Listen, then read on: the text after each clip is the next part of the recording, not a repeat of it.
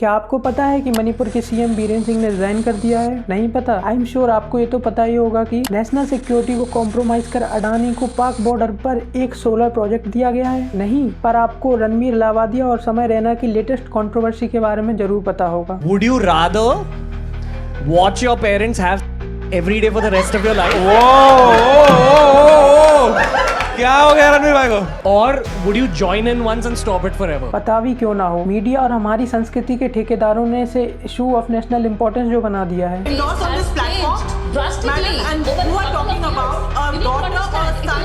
You do not read. और इसी कथित कॉमेडी शो में रणवीर ने ऐसी बातें कही जो शायद उनका पॉडकास्ट देखने वाले सुन ले तो हो सकता है कि उन्हें दिल का दौरा यानी हार्ट अटैक आ जाए। बहुत भद्दे तरीके से कुछ चीजों को कहा गया है, प्रेजेंट किया गया है, ऐसा मुझे भी पता चला है, जो बिल्कुल गलत है।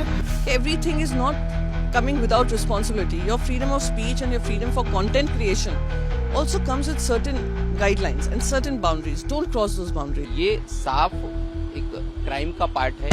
कहाँ थे वो ठेकेदार जब एक सिटिंग चीफ मिनिस्टर भरी विधानसभा में सेक्स एजुकेशन पर भाषण दे रहे थे? शादी होगा लड़का लड़की में तो जो पुरुष है वो तो रोज रात में जो सतिया होता है उसके साथ करता है ना, तो उसी में और पैदा हो जाता है।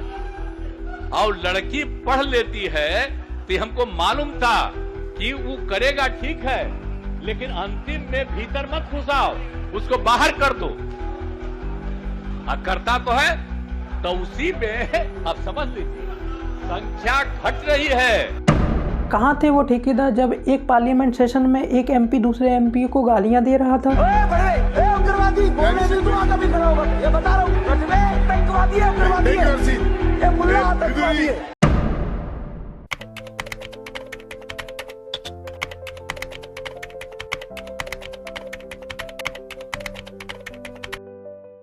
It's not even first time कि इस तरह का जोक इंटरनेट पर आया हो। यही सेम लाइन 2 हफ्ते पहले एक अमेरिकन यूट्यूब चैनल पर यूज की गई थी। Your mum and dad have every night for the rest of your life, or join in one time to make it stop and never have to watch it again. बात करें India की तो यही question year 2015 में कनन गिल ने welcome to Karachi के promotions में actress से किया था। This is really fucked up. Okay, would you rather watch your parents every day for the rest of your life, or no, it gets worse.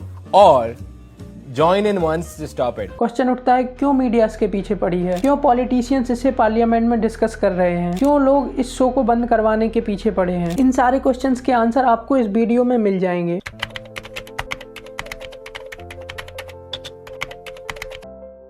India में बढ़ते internet consumption के साथ लोगों की एंटरटेनमेंट हैबिट्स भी ओटीटी की तरफ shift हो रही हैं। एक रिपोर्ट के मुताबिक इंडिया में ओटीटी के 707 मिलियन से ज्यादा एक्टिव यूजर्स हैं और ईयर 2027 तक ओटीटी स्पेस की प्रोजेक्टेड एवोल्यूशन है $2.77 बिलियन। नेटफ्लिक्स, अमेजॉन, जियो सिनेमा जैसे 38 मेजर ओटीटी प्लेटफॉर्म इस मार्केट में कॉम्पीट कर रहे हैं। इंडियाज गॉट टैलेंट शो, जो एक अमेरिकन शो किल टोनी से इंस्पायर्ड है, ने आते ही यूथ में पॉपुलैरिटी गेन कर ली। एक तरफ main stream reality shows talent में नहीं बल्कि उसके पीछे की स्ट्रगल स्टोरी में इंटरेस्टेड होते थे। कुछ जगह नहीं तो डैड के पास इतने पैसे भी नहीं थे कि हम कहीं होटल ले या कुछ ले, तो हम पूरी रात पार्क में सोए थे।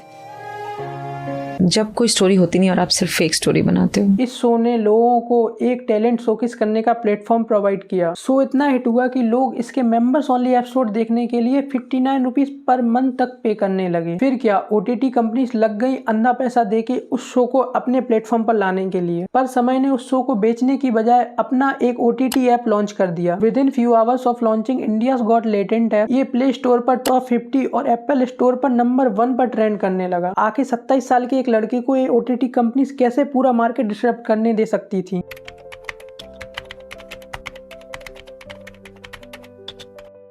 पहले आप ये देखिए, मणिपुर में 2 साल से चल रहे वायलेंस के बाद फाइनली मणिपुर के सीएम बीरेन सिंह ने रिजाइन कर दिया। उन पर मणिपुर वायलेंस में डायरेक्ट इन्वॉल्वमेंट के एलिगेशंस हैं। इतना ही नहीं, उनकी लीक्ड ऑडियो टेप्स में इसका प्रूफ भी है। ये भी देख ही लो, अडानी के ग्रीन पार्क प्रोजेक्ट के लिए डिफेंस मिनिस्ट्री ने सिक्योरिटी प्रोटोकॉल्स ही बदल दिए। दरअसल अडानी कंपनी गुजरात में वर्ल्ड का सबसे बड़ा ग्रीन एनर्जी पार्क बनाने वाली, और वो एरिया पाकिस्तान बॉर्डर के काफी पास है। नेशनल सिक्योरिटी प्रोटोकॉल्स के अकॉर्डिंग कोई भी कॉमर्शियल एक्टिविटी बॉर्डर के इतने पास अलाउड नहीं थी, जिसे हमारी मिनिस्ट्री ने चेंज कर दिया। मिलिट्री एक्सपर्ट ने बॉर्डर के इतने पास कॉमर्शियल एक्टिविटी के लिए चिंता जताई है। लोगों का ध्यान इस तरह के सेंसिटिव टॉपिक पर न जाए, इसके लिए गोदी मीडिया ने रणबीर को बलि का बकरा बनाया और शुरू कर दिया हलाल करना।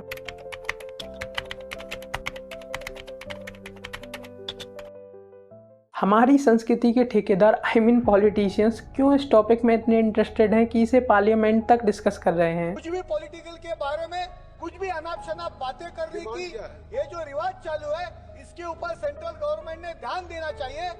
आपको ब्रॉडकास्टिंग सर्विसेज रेगुलेशन बिल 2024 याद है?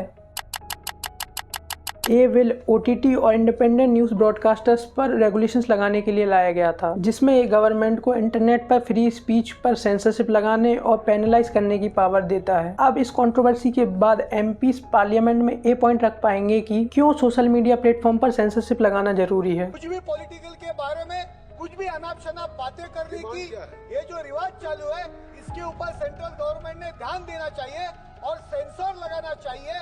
OTT प्लेटफॉर्म्स, सब पॉडकास्टर, उनके लिए सख्त कायदा बनाना चाहिए। और अगर ऐसा हुआ तो गवर्नमेंट किसी भी पर्सन या इंडिपेंडेंट जर्नलिस्ट को कोई भी अनफेवरेबल चीज़ पब्लिश करने के लिए पनिश कर पाएगी और ये हमारी फ्रीडम ऑफ स्पीच को पूरी तरह से ख़त्म कर देगा।